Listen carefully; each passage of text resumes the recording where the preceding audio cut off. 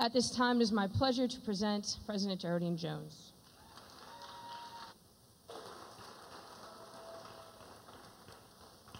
Thank you, Chelsea, and thank you all for that warm applause.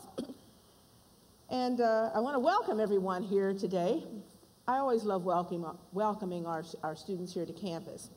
I spent some time at the beginning of this semester meeting with new students on move-in day, and then at the Cal U for Life orientation. One young man who lived in, as I call it, the other California, until a few months ago, was moving in with help from his family members who flew in from the West Coast, from the state of California, to assist him with his move-in. We had a non-traditional student who introduced herself to me, and she shared with me her 14-year career in the Merchant Marines. I talked with a mom from Philadelphia. I talked with a father from my own hometown of Brownsville, and students from all over the state. Our freshman class this year has students from 9 countries and 42 states represented, including Oregon and Alaska.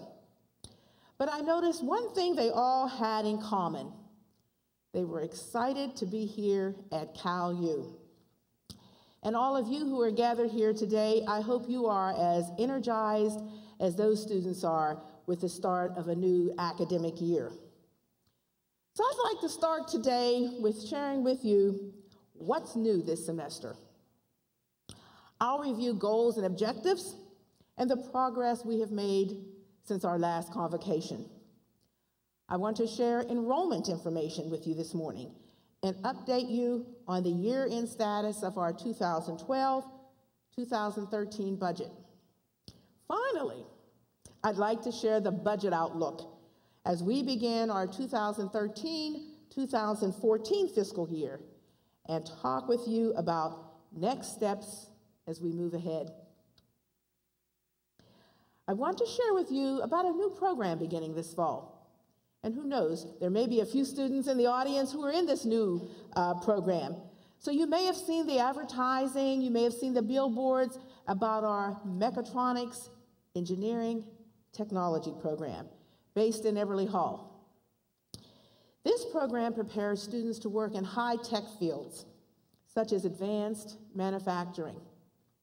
We have 26 students enrolled in this program already, and we believe it to be a very successful program. As I'm sure you've noticed, we also have some new construction going on, underway right here in the Natali Student Center. This is a 2-year project designed to upgrade the building's infrastructure and address problems with dining capacity and traffic flow. The Student Center will remain open for most of this renovation, but on certain occasions, there will be limited access to certain areas of the Student Center during this renovation. In 2011, the students agreed to fund this project through the Student Center fee, a fee that each of you pay. And I know many students are looking forward to having a more functional building as the hub of campus activities. When I spoke to students in the fall of 2012 at that convocation, I outlined 3 goals for our university: to focus on the core mission of the academic education of our students, to stabilize our enrollment, and to restore financial stability. Obviously, these 3 goals are linked, and I believe we have made significant progress in all 3 areas. We still have challenges to face, but we also have some positive news to report. And I'll begin with enrollment. Enrollment, both recruitment of new students and the retention of our current students, is an important task. As you may know, Western Pennsylvania high school students, or Western Pennsylvania high schools are graduating fewer students, and families are still struggling to meet the high cost of higher education. Last year, for the first time, our enrollment did not increase. In fact, it dropped more than 9%. So we still have work to do, but we are beginning to make progress. Based on enrollment figures for fall 2013, we experienced a decline in our enrollment, our head count, both our undergraduate and our graduate, of 4.24% compared to last fall. Even though we experienced this decline in enrollment, there is still good news on the enrollment front. The number of freshmen enrolled this year at Cal U is 23% higher than last year's freshman enrollment. That's an astonishing turnaround, and it tells that we are moving in the right direction. It will take several years for us to overcome that enrollment dip we experienced in the fall of 2012, and we must continue to help you, our students, stay enrolled and complete your degrees. But we've made excellent progress in attracting new students. And we are promising, this is a promising sign for us that we are on our way toward stabilizing our enrollment. I have good news to report on the housing front as well. This year, the University Housing Office made a vigorous effort to improve both new and returning students to reside on campus. As a result, our residence halls on main campus are at 98% of capacity. A wonderful result. We continue to place students in our housing at Vulcan Village, and we are exploring innovative solutions for filling the remaining rooms on our upper campus. For those students here today who do not live in our residence halls, on campus or at Vulcan Village, I encourage you, take a look at the many amenities that we offer in our residence halls, and seriously consider Cal U housing as you make plans for the future. Now I'm going to turn to the university's budget. When I stepped into my current role a little over a year ago, the university was facing a projected budget deficit of $12 million for the 2012-2013 budget year. Since then, members of cabinet and I have spent many hours examining our budget and keeping in mind our core mission of providing a quality education for you, our students. And I'm very pleased to announce that for the first time in 5 years, California University has balanced its budget.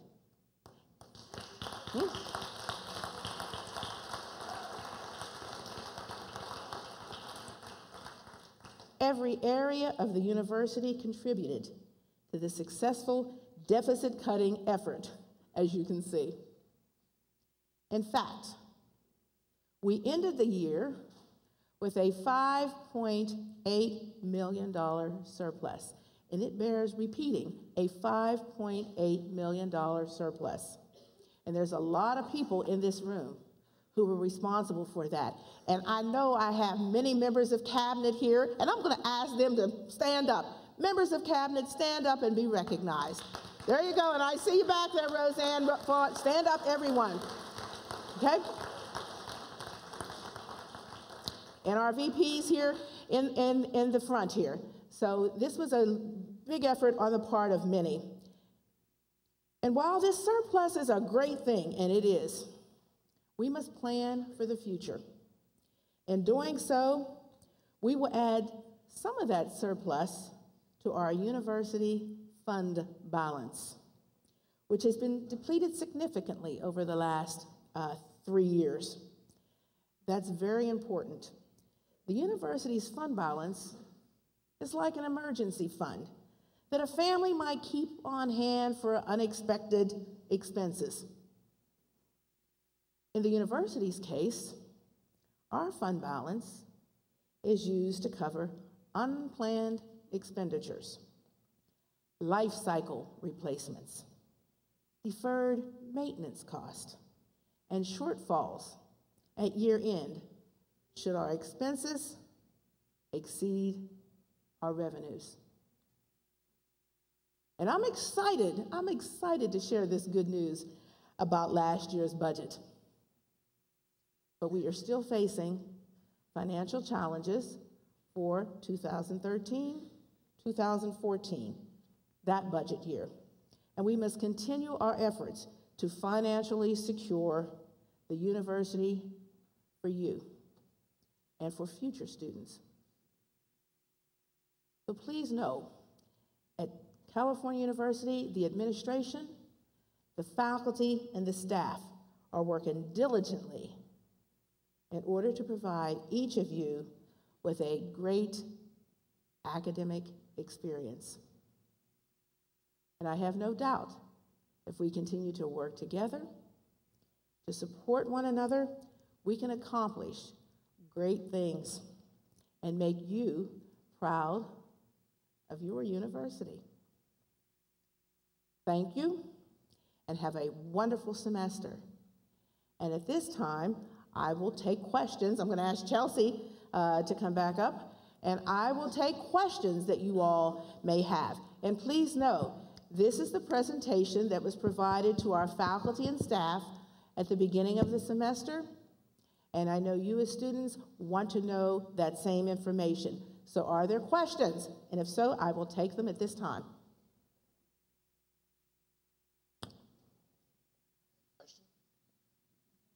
Question in the back. Hi, President Jones. Oh. I'm wondering if we have this. I see you. Hi. If we have this $5.8 million surplus, how much of that is going to be put towards lowering future tuition costs? Lowering Tuition costs. Tuition costs? Understand, and you may know this, and so I'll give you a brief explanation of that. There are 14 state system schools in the Pennsylvania State System of Higher Education. Tuition costs are set by the Board of Governors. Individual universities don't set that cost. So when we're saving our monies, this is to make sure that we keep our university operating and functioning well. I wish we could do that, to defer some of those costs for tuition. But that's another division of the state system that covers the tuition. But what we have been able to successfully do here with Cabinet, whenever we're able to lower our fees and costs, as we did last year, when there was an increase in tuition, you all incurred that increase in tuition, but with Cabinet, we were able to lower some of our fees that you were charged, that you ended up only paying $1 in additional for that year. This year, we weren't able to lower it as much, and so I believe, and I'm going to look at the VP for Administration and Finance, Bob Thorne, and we were able to lower a few fees. We lowered parking fees. So anytime we have an opportunity to lower costs for our students, that's one of the first things we want to do. Okay, and there was another, okay. I just wanted to know why we bring no one good into the Convocation Center, because Justin Moore was supposed to come, and then we canceled him, but we only bring people that are like 90 years old.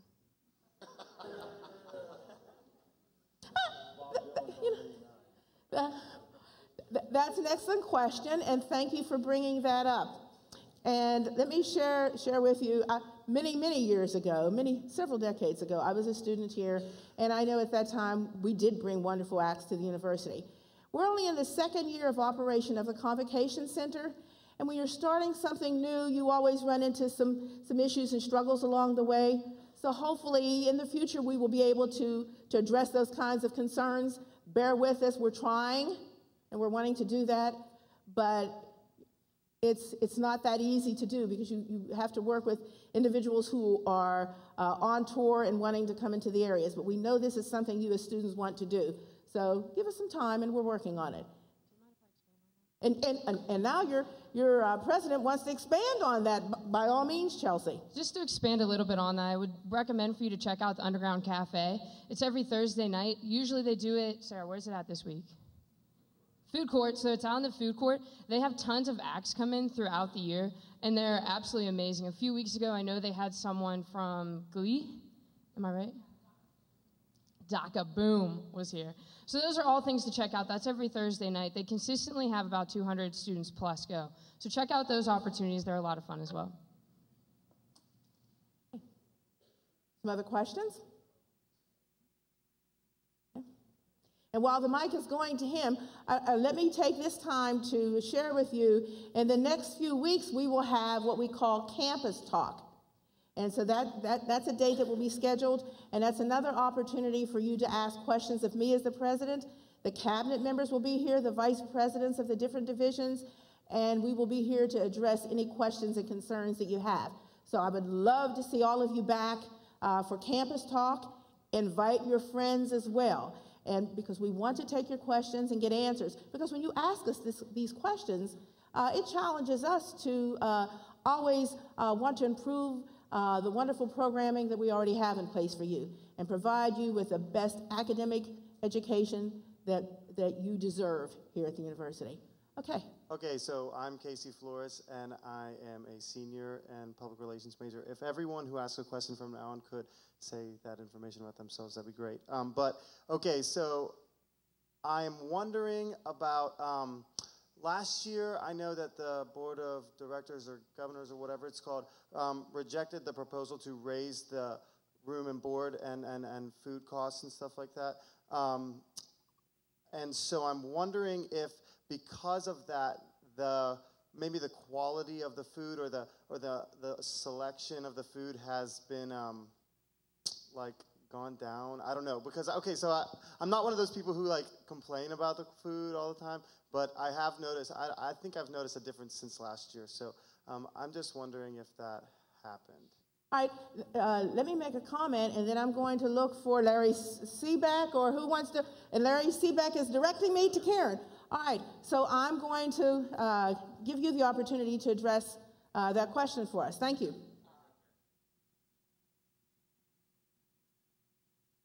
As you all know, we're going through some of the exciting transitions, actually, with the building construction. With the construction, one of the things that is happening right now for us is the amount of space we have and how to maximize to provide you, even with this construction that is going on, deliveries and everything else. We're doing our best to get adjusted with the space we have and how we can get back on gear with the full programs and everything else.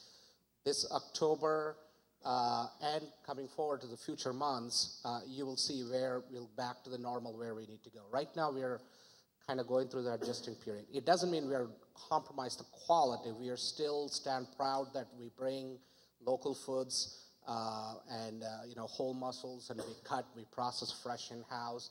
We're proud about all those things. We're just trying to make sure that we can safely provide you the food with the limited space that we have at this time.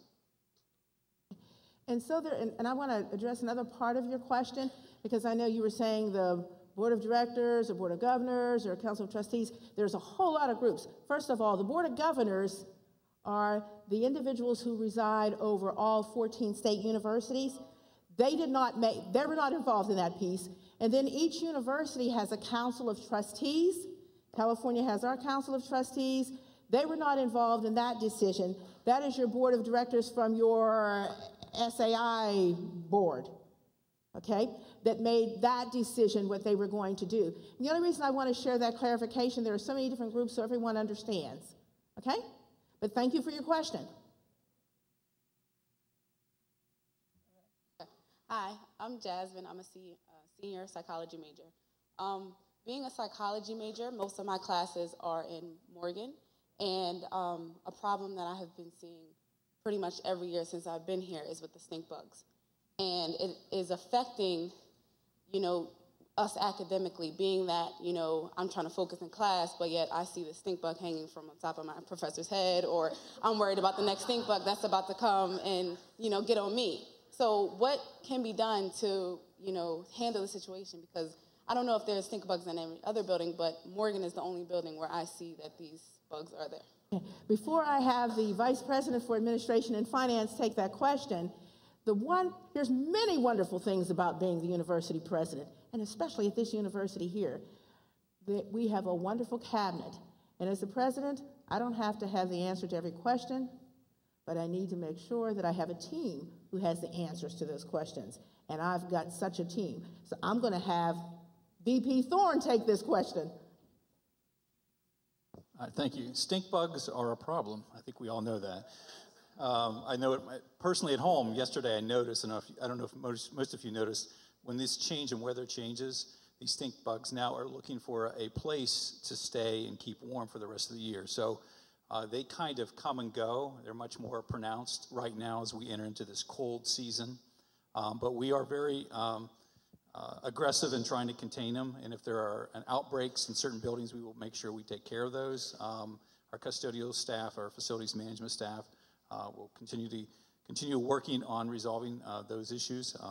And unfortunately, these things crawl up into very, very small spaces, and then they come out when the air gets warm enough for them. So you can take care of them one day, and then there's a whole nest of them again. So it's a very difficult problem, really, for southwestern Pennsylvania, even in our homes and businesses. And we've had some even major equipment failures as a result of stink bugs actually getting up into switch gears here on our campus and causing major power failures, actually. So they are a very, very difficult bug to deal with. But we will do what we can in all of the academic buildings, especially if you have specific areas. I'd like to know what classrooms. We'll make sure we take a special focus in those. And if you want to talk to me afterwards, I'll be more glad to talk to you. Okay. It's more for the AVI service, so I guess I'm directing it to you. And we see your hand back there. We'll come to you next. I don't want your hand to tire while you're holding it up, but I see you. Okay? It's just as far as the to-go policy here. I feel as though, you guys, it's a buffet service, and you guys give us to-go things to use. But I don't understand why we are limited to what we can put in certain containers. For example, if I want ice cream, I can't put it into a container that is supposed to be for soup. Or, they'll tell me, oh, we're not allowed to put it in there. So I don't understand why, if we're getting food or whatever, why can't we put whatever it is that we are eating in whatever container we feel is necessary for that? You can put in whatever you want. We'll change that, definitely. If something is happening like that, then we will definitely fix that issue. Containers are yours, and whatever you want to do with it is fine.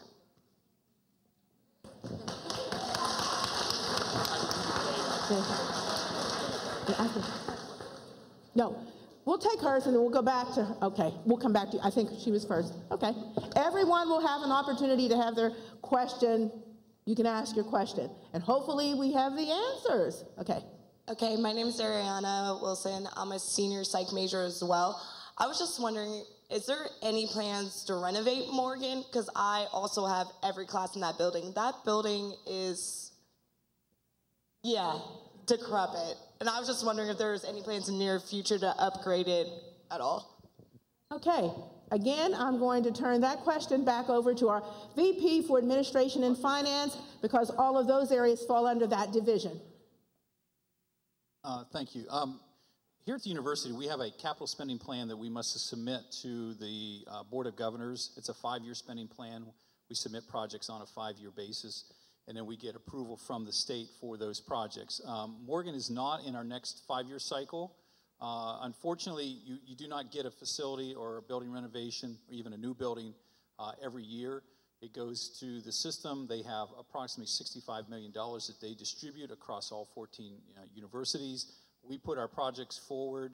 Our academic buildings are sequenced in that. Morgan is on our list. It's in our next 5-year cycle for a complete renovation of that facility. But it takes time for those projects to get queued up and funded from the state. But it is on our list, along with a number of other academic buildings. President Jones may have mentioned before, but we do have a new science building that we have queued up as our #1 capital project to replace new science in Fritch.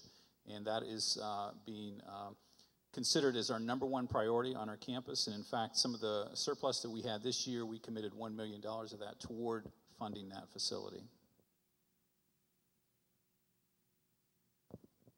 Hello, my Hi. name's Emmeline Allen. I'm a junior theater major, dance minor.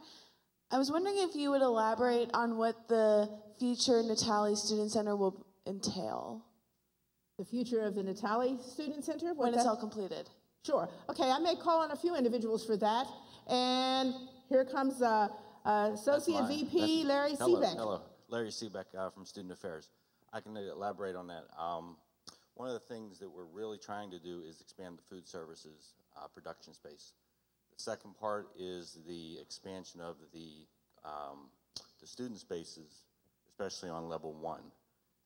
One of the things I'm really proud about is bringing the career services that will be on the Heritage Lounge level, and that's going to be a fantastic place for students to go and learn about career services. What else? Oh, the what's that? Oh, I'm confused here today.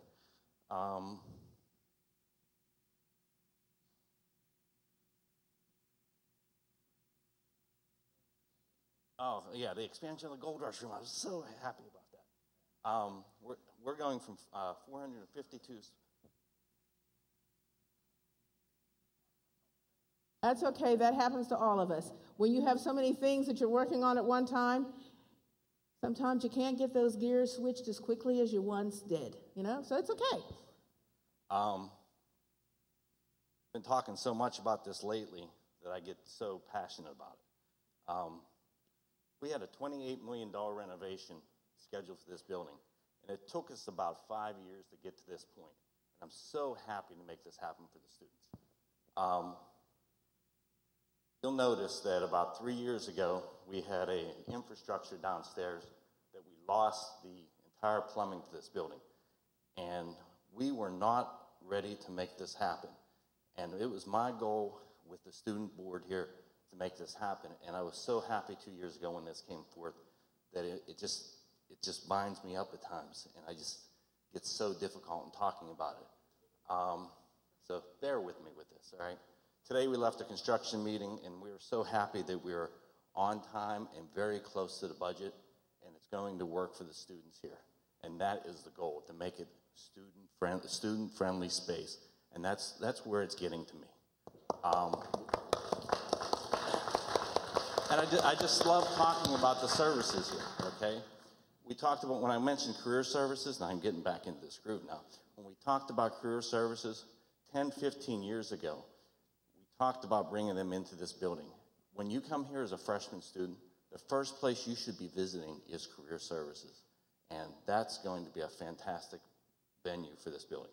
Commuter services. Tom Donovan and our staff who's been working here for a number of years with commuters, we have about 1/3 of our population or better that are commuter students. We're going to expand those services on the first level. We're going to not only have a commuter center, we're going to have a commuter services center, where students will be able to come in, talk about share a ride, talk about the facility, talk about classes and tutoring services that they have. Those are the kind of things that we want to see in this building, and that's why I'm so passionate about this. Final part, student affairs. We will be still coming back to this building. We are currently located in Carter Hall. We are providing all the services that we always have. We're moving our offices out of the front and center lobby of the food court area and moving it up to the 3rd floor. We'll be a little bit out of the way of the students, but I'm going to tell you that we're going to provide some of the best services that are available to the students. And with the reason we moved to the 3rd floor, we're trying to give you space on the front and retail boardwalk levels to make it the best place for students. So again, at the end of the day, I have to thank the students for it. Okay? Thank you. Good.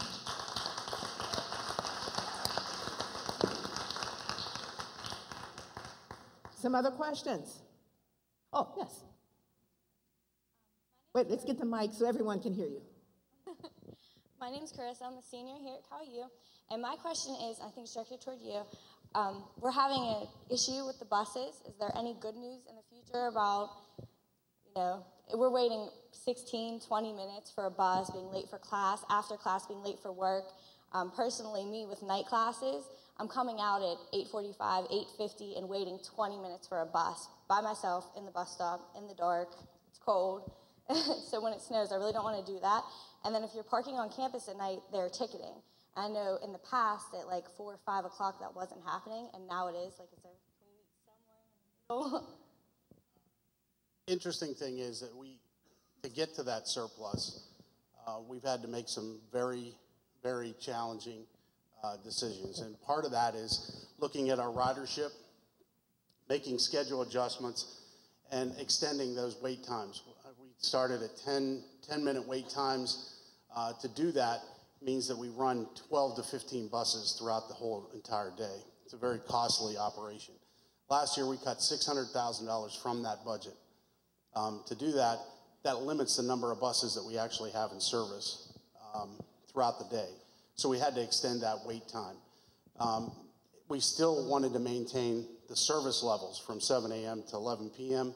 and offer the expanding services like the extended route to Walmart as well. So we've been trying to walk that fine line to try to get as much service as we can without going over budget.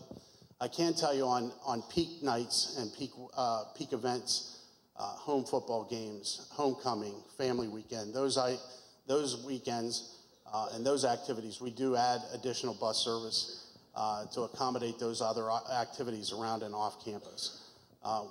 In addition, we know we started out and we had an issue in the beginning of campus where we had too few buses, and we've added 2 buses to the overall cycle. So when I last looked, the average wait time is actually a little less than 20 minutes during the day, from 7 a.m. to probably 5 p.m.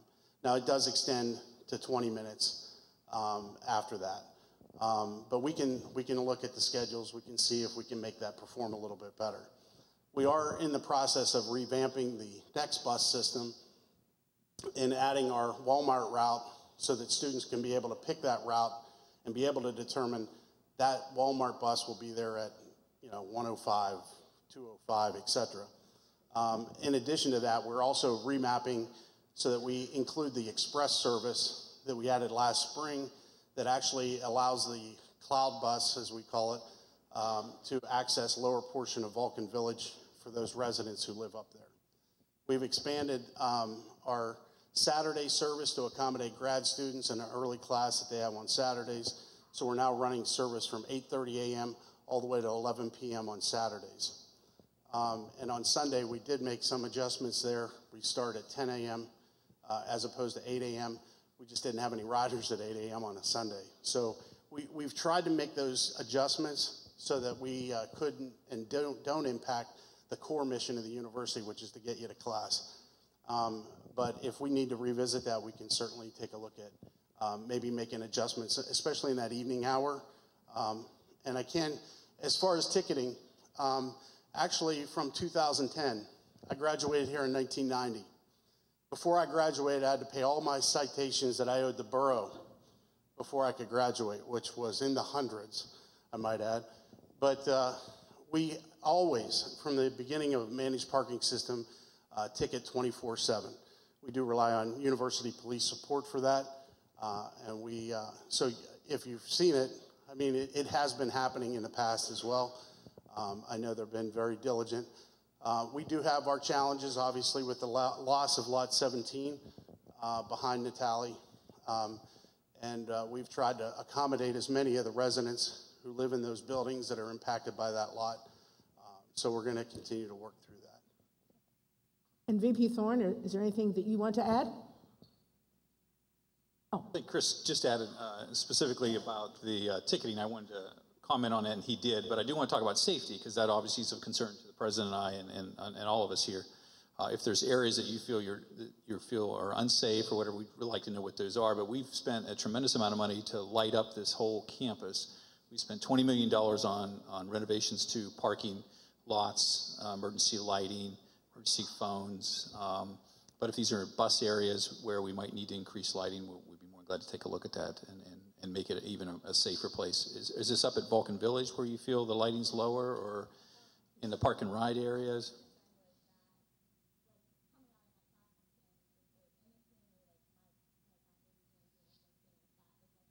Okay.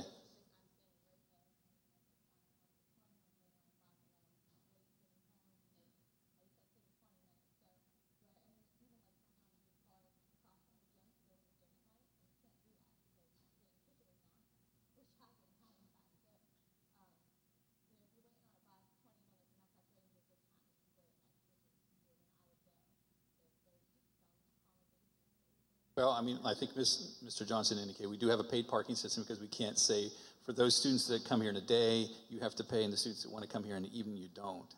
Unfortunately, that's an unfair system. We're trying to make sure we're fair with everyone. But the parking garage is a really great option. It's very well lighted. We have 38 cameras in that. It's a very safe environment.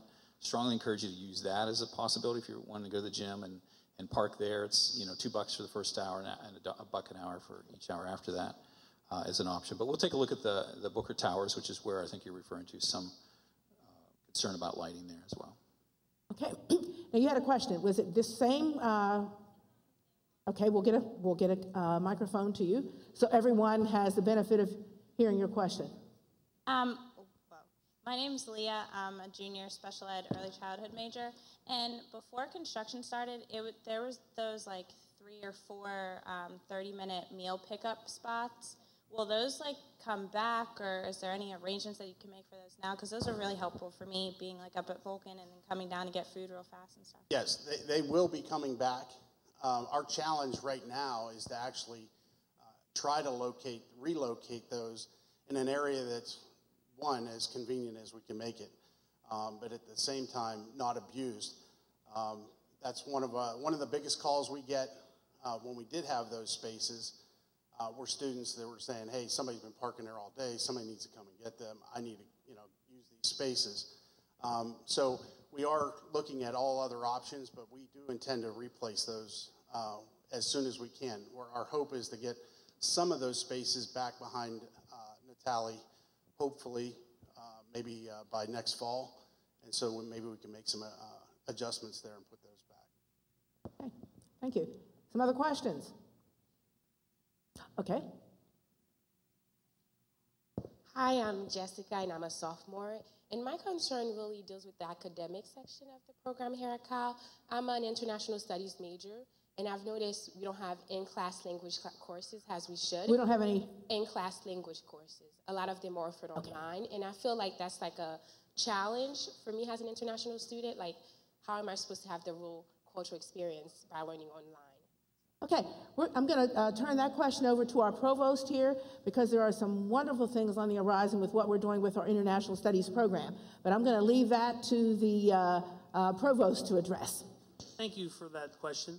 A lot of times the schedules are built by the department, and I know that's one of the things that we try to offer a variety, I think, of face-to-face and online. I know in Spanish there's been a move, I think, towards more online. And certainly the Arabic program was designed and approved in Harrisburg as a global online sort of thing, a global online program. So I understand what you're saying in terms of that. We've got some other things coming on the horizon in terms of even in languages where the president's going to be traveling soon, and we're going to be starting a Slovak language center that'll be online as well. And that's really brand new, and it really we haven't finalized it yet, but it's coming. I agree, though, that the language component is an important part of any kind of international studies program, and that's something that I'd love to speak with you a little bit more about, maybe after the Convocation Center, Convocation meeting. I'm willing to stay here, and so are the VPs and the associate VPs, until all questions have been asked. And I know some students are leaving because they want to get some lunch before the next class, or they have class coming up. So if there are questions, we will take your questions. But let me remind you as well, in the next few weeks, we will have a similar kind of session without the convocation address, but campus talk, where you can get even more of your questions answered. Because please understand, I appreciate these questions that you are asking. It challenges us to get even better than we already are. So please, come with your questions. Bring your friends, bring your classmates, tell them come with their questions because we want to address them. And as I said before, there are many individuals here who can address all of the different questions that arise, that come up from all of you. So are there any other questions? Because some of you, some individuals, that's just who you are. You will stay until something officially ends, and I so appreciate that. But I also want you all to have the same time to go and grab some lunch before your next class as well. So are there other questions?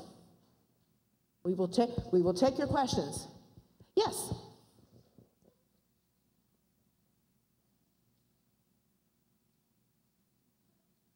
Hi, I'm Samantha. I'm a senior social work major. I just had a question because I feel like there's not a lot of things to do on campus because whenever parents come or like it's new student orientation, there's actually stuff to do like a zip line. But other than that, it's like once a month. And I feel like we only put on a show for parents sometimes instead of actually having something. Oh. Okay, I'm going to make a comment and then I think I'm going to have. Oh, okay, and Dr. Pernardi, VP Pernardi is saying give that question to Chelsea, but let me just make a comment about that initially. I hear that question, or I hear that comment, not so much question, oh, there aren't things to do. So then I go to VP Pernardi, and I said, students are saying there aren't things to do. And then she begins to tell me all of these wonderful things that are going on. I'm thinking, okay, wow, there are things. Then they put it in writing for me, and I see this. So when you have the large student body that we have, there are probably some things that some students have more interest in than others, but we're always working on that. And then that's when, you know what I'm going to do now?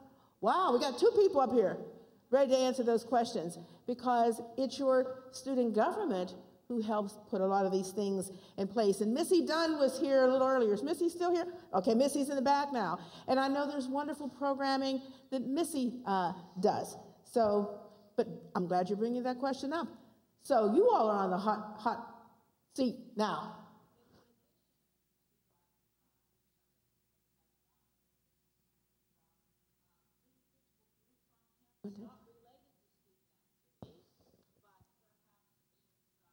Perhaps it's the NV Center, or maybe it's our wellness programs, or different individual groups on campus also have programming that's available to all students and at Vulcan Village as well. So you just have to look at the announcements and look for the flyers and look at the bulletin boards.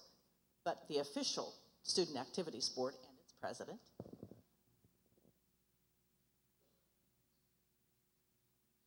Okay, yeah, so just to reiterate, there is a lot of stuff to do on campus. I am the president of the Student Activities Board, and just other clubs, there's BSU, student government, there's so many different clubs. We just had an org fair last Thursday where clubs were out on 3rd Street, and there's tons of information gathered from that too. But just from Student Activities Board, the first Friday of every month we do a Funny Freakin' Fridays. We bring in a comedian. The first Friday of October is Nick Swardson. Tickets are on sale for that too, if anyone wants to go. We do an underground cafe every Thursday night. The location has been switching around because we have so many students coming. It's 9 p.m.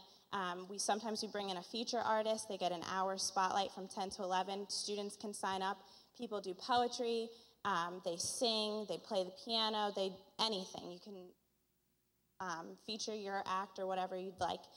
We have meetings every Thursday at 4 p.m. right next door, so you're welcome to come. It's a very student-based organization, so if there's something that you want to see here on campus, you can come to our meetings and let us know, and we will work with you to try to get it here. We do tons and tons and tons of other things. We have novelties during the day. We have Gary Johnson downstairs. Larry loves Gary Johnson, and you can text him, and he'll perform a song for you. We do phone cases. We did for orientation. We did photo phone cases. We do tie-dye. Pillow cases, anything. Like, if you guys want something, if there's something that you've seen and you want us to bring it back, please, I encourage you to come to our meetings at 4 p.m. Right next door, and we will work with you to get it here. One second. Also, to capitalize on that, where'd she go? Where's she at? She's right there. I've been with the Student Activities Board for all 4 years that I've been here. We do trips. We go weekend trips. If you want to go somewhere, we do Dave and Buster's. We have Broadway shows. We go to musicals. There's a lot of things for parents to do as well if you want to take them on those trips. We have non-student ticket pricing. Also, you can take advantage of that. To try to capitalize on the Justin Moore not being here with the Underground Cafe. Hi, I'm the president, Deshaun Ballard.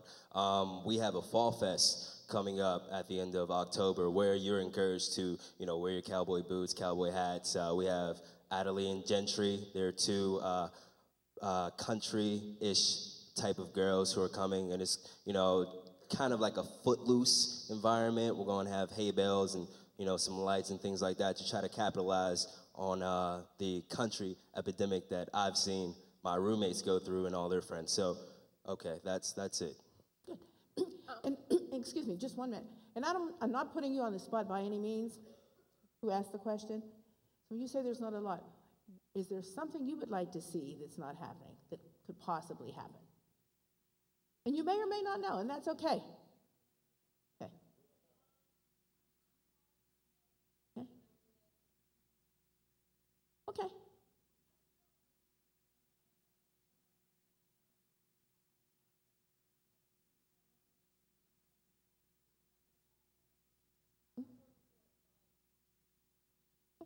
And like I've said, give us some time, and those things will happen.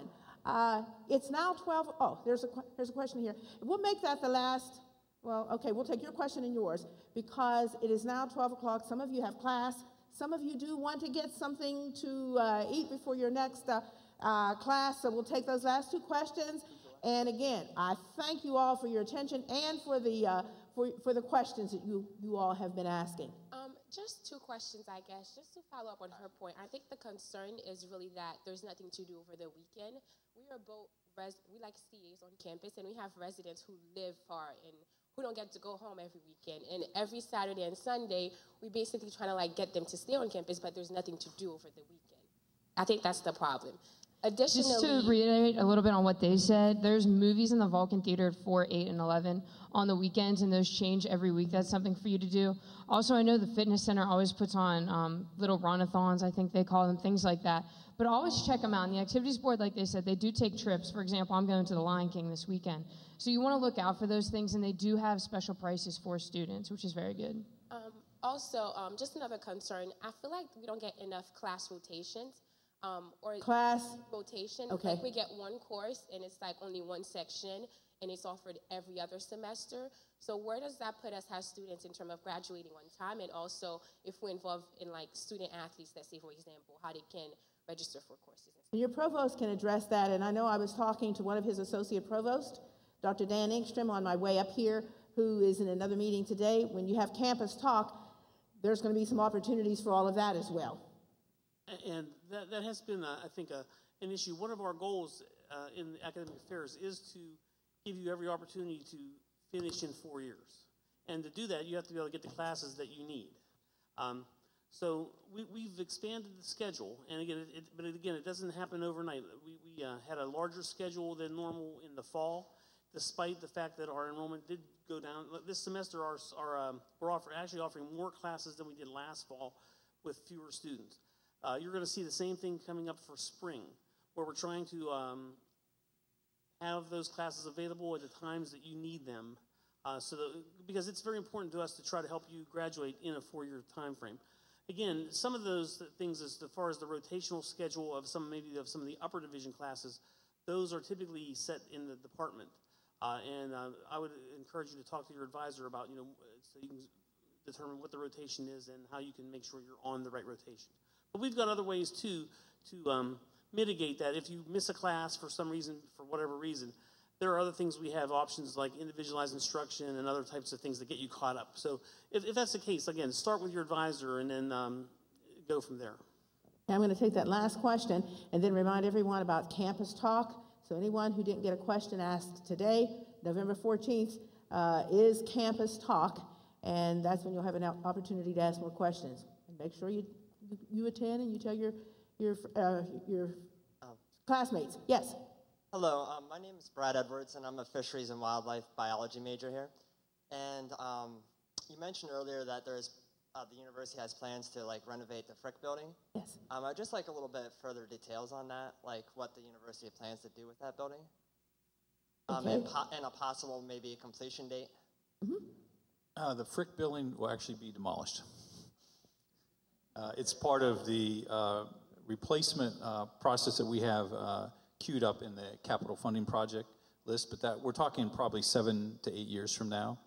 But as we need to make improvements in Fritch, which is I know some of the concerns we have, we are going to be doing some life cycle maintenance and deferred maintenance expenditures in that building to keep us and upgrade that building. We did some new labs actually this summer in Fritch. So we are continuing to maintain those buildings to make sure we provide the best classroom experiences that we can. So just because we are going to eventually demolish a building doesn't mean we're going to neglect the building. And so we do have money set aside to take care of deferred maintenance, upgrading labs, and we've been doing that really as we have funds available. And I certainly would hope so. I did notice you renovated the zoology lab because I'm taking zoology this semester. But I noticed that a lot of the resources in the building are a little outdated, like our technology for a lot of our labs. So I was just wondering if the university plans to pump a little bit of money. I know that's on a department basis, but I was just wondering if there's anything that could be done about that. Technology upgrades are a part of our recommendations that we will be looking at this current year because we have set aside some money for infrastructure and enhancements in those areas as well. So. Okay, thank you all. Thank you all, and I look forward to seeing you all November 14th for Campus Talk. Okay.